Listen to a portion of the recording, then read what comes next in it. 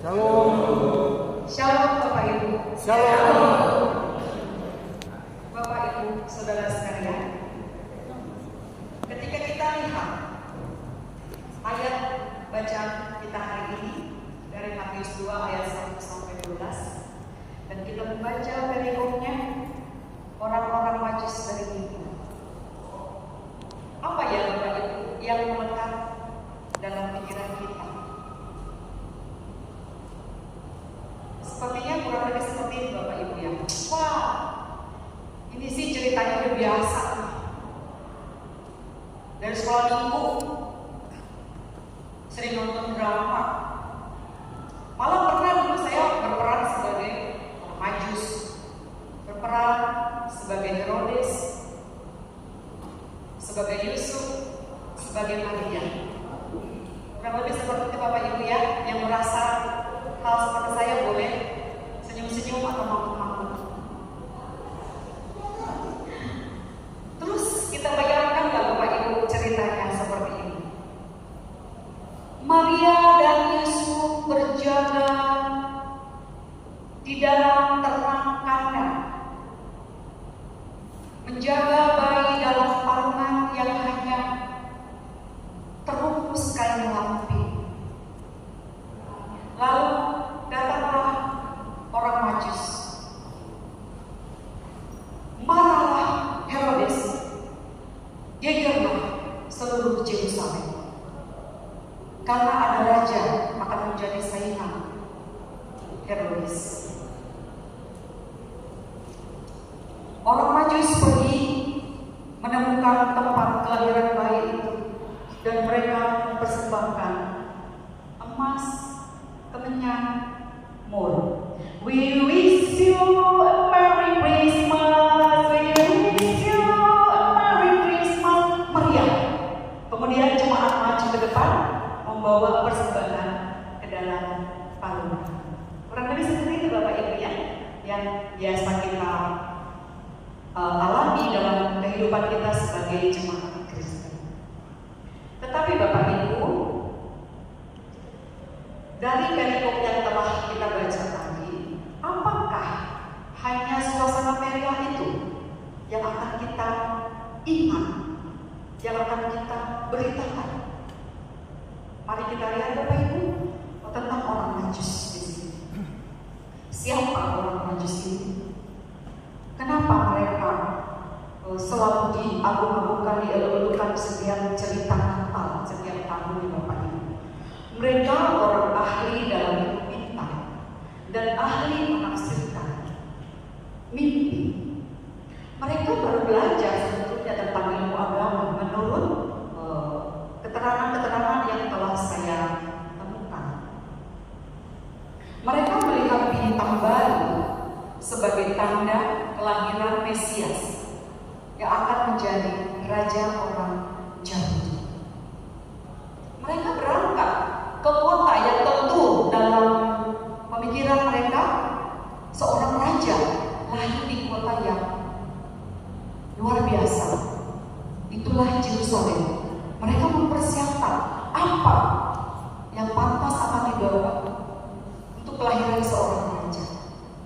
Kita tahu Bapak Ibu ya, ada 3 macam biasa disebutkan: emas, kemenyan, mur. Lalu mereka berangkat dengan sukacita, dengan semangat ke Yerusalem. Pada saat mereka sampai di Yerusalem, dan sang raja ternyata tidak ada di Yerusalem. Apakah orang Majus kecewa Bapak Ibu? Menurut perikop yang kita baca di khotbah hari ini, tidak, mereka tidak kecewa. Mereka tetap pada tujuan awalnya, harus menemukan sang raja.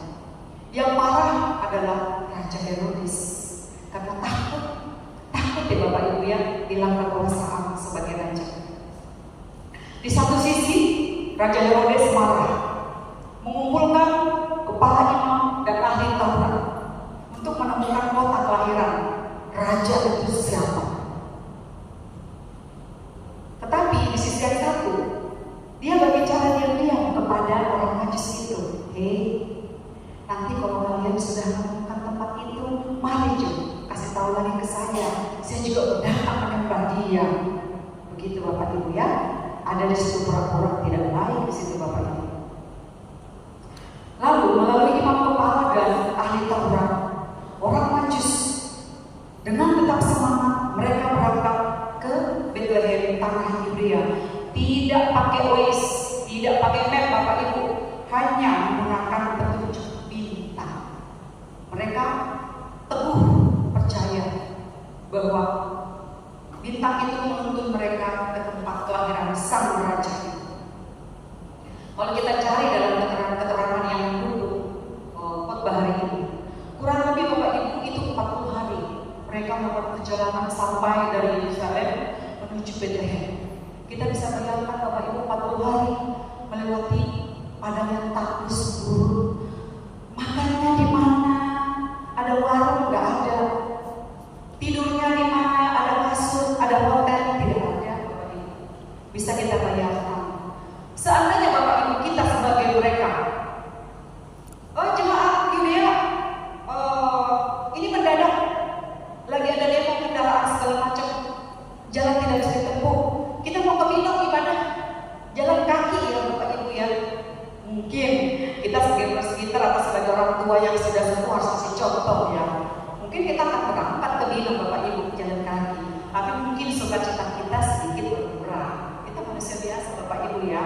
Tetapi orang Majus dengan tekad yang luar biasa, tetap mereka mencari kota Bethlehem. Lalu ketika mereka sampai di kota Bethlehem, apa yang mereka temukan? Istana kah? Rumah sakit Siloam Internasional kah? Bukan Bapak Ibu.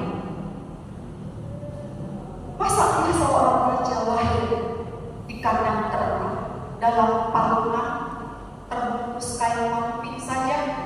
Tapi karena mereka teguh dengan apa yang sudah mereka pelajari dalam ilmu agama yang baru mereka pelajari, mereka tidak menundukkan kecewa.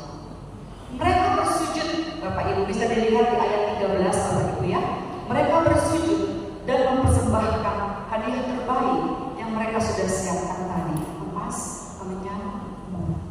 Lalu apakah mereka kembali kepada Herodes tadi yang meminta mereka dengan manis-manis supaya kasih tahu kalau waktu Yesus lahir? Tidak Bapak Ibu. Karena apa? Karena lewat mimpi, karena tekad mereka yang tulus, lewat mimpi dapat pemberitahuan, jangan kembali kepada Herodes. Karena Herodes itu sedang murka. Lalu apa yang mau kita dapatkan dari sini Bapak Ibu? Apakah ada jalan keluar bagi Herodes yang dengan marah dan takut kehilangan kuasa itu? Tidak ada Bapak Ibu dalam Alkitab ini kalau kita simak, tidak ada jalan keluar.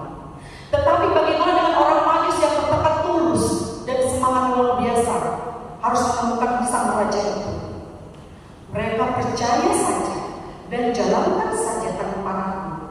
Apa yang terjadi Bapak Ibu?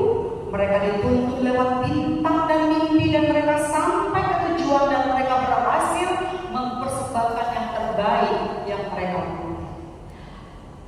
Lalu Bapak Ibu, bagaimana dengan kita?